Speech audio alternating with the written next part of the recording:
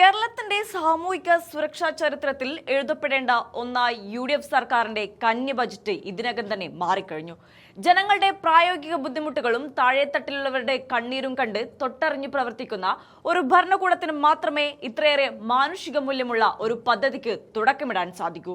ധനവകുപ്പിന്റെ കൂടി ചുമതലയുള്ള മുഖ്യമന്ത്രി VD സതീശൻ നേരിട്ട് പ്രഖ്യാപിച്ച വൺ കേരള കരുതൽ മിഷൻ എന്ന ഈ കാരുണ്യ പദ്ധതി ജനങ്ങളോടുള്ള ആത്മാർത്ഥമായ കരുതലും പ്രതിബദ്ധതയുമാണ് തങ്ങളെ നയിക്കുന്നതെന്ന് തെളിയിക്കുന്നതാണ്. ബജറ്റിൽ പ്രാരംഭഘട്ടമായി 1 കോടി രൂപയാണ് ഈ പദ്ധതിയുടെ വിജയകരമായ നടത്തിപ്പിനായി സർക്കാർ നീക്കിവെച്ചിരിക്കുന്നത്. എന്നാൽ ഈ തുകയേക്കാൾ ഉപരിയായി പദ്ധതി വിഭാവനം ചെയ്തിരിക്കുന്ന രീതിയും അതിന്റെ ലക്ഷ്യശുദ്ധിയുമാണ് UDF സർക്കാരിന്റെ ഭരണ നൈപുണ്യത്തെയും ജനക്ഷേമ താൽപര്യത്തെയും എടുത്തു കാണിക്കുന്നത്. ആധുനിക കേരളം അഭിമുഖീകരിക്കുന്ന ഏറ്റവും വലിയ 2 പ്രതിസന്ധികളെയാണ് വൺ കേരള കരുതൽ മിഷൻ എന്ന ഒരൊറ്റ പദ്ധതിയിലൂടെ മുഖ്യമന്ത്രി VD സതീശൻ ലക്ഷ്യമിടുന്നത്. മാരകമായ രോഗങ്ങൾ പിടിപെട്ട് ഭീമമായ ചികിത്സാ ചെലവ് താങ്ങാനാകാതെ ജീവിതം വഴിമുട്ടിപ്പോയ 10,000-കണക്കിന് കുടുംബങ്ങൾ നമുക്ക് ചുറ്റുമുണ്ട്. അതുപോലെ തന്നെ സാമ്പത്തിക പരാധീനതകൾ കാരണം തങ്ങളുടെ കുട്ടികൾക്ക് മികച്ച വിദ്യാഭ്യാസം നൽകാൻ കഴിയാതെ അവരുടെ ശോഭനമായ ഭാവി കൺമുന്നിൽ ഇരുണ്ടു പോകുന്നത് കണ്ട് നെടുവീർപ്പിടുന്ന മാതാപിതാക്കളും കുറവല്ല. ഈ 2 വിഭാഗങ്ങളെയും കൃത്യമായി തിരിച്ചറിഞ്ഞ് അവർക്ക് താങ്ങും തണലുമായി മാറുക എന്നതാണ് ഈ മിഷന്റെ പ്രധാന ദൗത്യം.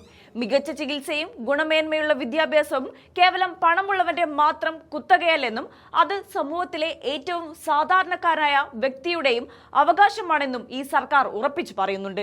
ദുർബല ജനവിഭാഗങ്ങളുടെ കണ്ണീരൊപ്പാൻ UDF സർക്കാർ മുന്നോട്ട് വെച്ച ഈ കാരുണ്യഹസ്തം കേരളത്തിന്റെ ചരിത്രത്തിൽ ഒരു പുതിയ നാഴികക്കല്ലാകുമെന്നതിൽ യാതൊരു സംശയവുമില്ല. മുൻകാലങ്ങളിൽ പല ജനക്ഷേമ പദ്ധതികളും അർഹരായവരിലേക്ക് എത്താതിരിക്കാനോ അല്ലെങ്കിൽ ഉദ്യോഗസ്ഥ ചുവപ്പുനടകളിൽ കുടുങ്ങിപ്പോകാനോ ഉള്ള സാധ്യതകൾ ഏറെയായിരുന്നു. എന്നാൽ വൺ കേരള കരുതൽ മിഷൻ പൂർണ്ണമായും ഒരു സാങ്കേതിക വിദ്യാധിഷ്ഠിത പദ്ധതിയാണ് വിഭാവനം ചെയ്തിരിക്കുന്നതെന്ന് മുഖ്യമന്ത്രി വ്യക്തമാക്കിയിട്ടുണ്ട്. അർഹരായ ഗുണഭോക്താക്കളെ ഡിജിറ്റൽ സംവിധാനങ്ങളുടെ കൃത്യമായ വെരിഫിക്കേഷൻ നടത്തി കണ്ടെത്തുന്നതിലൂടെ ഇടനിലക്കാരുടെ ചൂഷണവും അഴിമതിയും പൂർണ്ണമായും ഇല്ലാതാക്കാൻ സാധിക്കും. ഇതുവഴി സഹായം ഏറ്റവും അർഹതപ്പെട്ട കൈകളിൽ തന്നെ നേരിട്ടെത്തുന്നുവെന്ന് ഉറപ്പുവരുത്താൻ സർക്കാരിന് കഴിയും. ഒരു കന്നി ബജറ്റിൽ തന്നെ ഇത്രയേറെ ദീർഘവീക്ഷണത്തോടെയുള്ള ഒരു പദ്ധതിക്ക് രൂപം നൽകാൻ സാധിച്ചത് ഈ സർക്കാരിന്റെ ഭരണപരമായ മികവിനെയാണ് വ്യക്തമാക്കുന്നത്. ഈ പദ്ധതിയുടെ ഏറ്റവും വലിയ ആകർഷണവും ജനപ്രീതി പിടിച്ചുപറ്റുന്നതുമായ ഘടകം ഇതിന്റെ ധനസമാഹരണ രീതിയും അതിന്റെ 100% സുതാര്യതയുമാണ്.